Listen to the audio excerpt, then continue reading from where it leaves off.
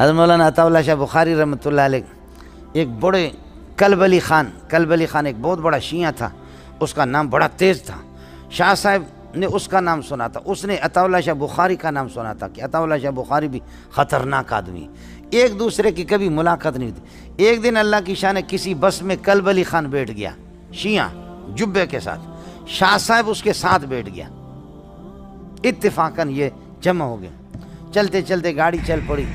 شاہ صاحب نے پوچھا کہ حضرت آپ کون ہیں، آپ اپنا تعارف کریں گے، نام کیا ہے؟ کہنے لگے میرا نام ہے کلب علی خان. کلب علی.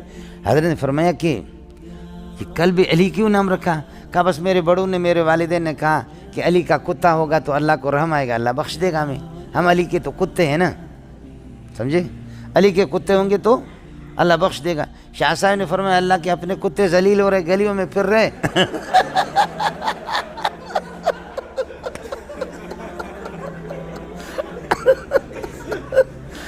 شاہ صاحب رحمۃ اللہ فرمایا کہ اللہ کے اپنے کتے گلیوں میں ذلیل ہو رہے، سمجھے؟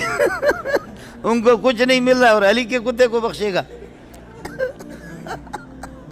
وہ شیعہ بالکل لاجواب ہو گیا، ایسا حیران ہو گیا کہ اس نے کیسے مجھے ذلیل کیا. تو شاہ صاحب سے پوچھا کہ حضرت آپ اپنا نام، میں تو ذلیل ہو گیا، آپ اپنا نام بتائیں گے، آپ کا نام کیا ہے؟ شاہ صاحب نے فرمایا میرا نام ہے خنزیر اللہ.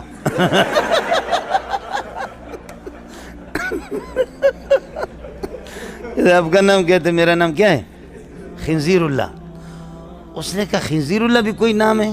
تو کہا کیا کلب علی خان کوئی نام ہے؟ اللہ جب علی کے کتے کو بخشے گا تو اپنے خنزیر کو پہلے بخشے گا. اللہ جب علی کے کتے کو بخشتا ہے تو پھر کیا کریں؟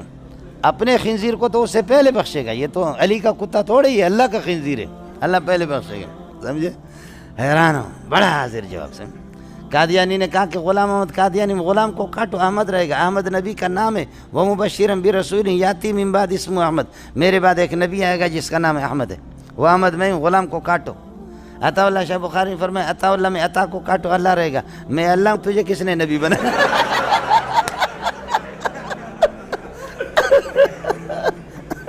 میں اللہ آپ کو نبی نہیں، آپ کو نبی نہیں بناتا تو پھر آپ کہاں سے نبی بن گئے؟ قربان جاؤں اپنے اکابرین پر، قربان جاؤں اپنے اکابرین پر. اکابرین ایسے ہو مولوی صاحب.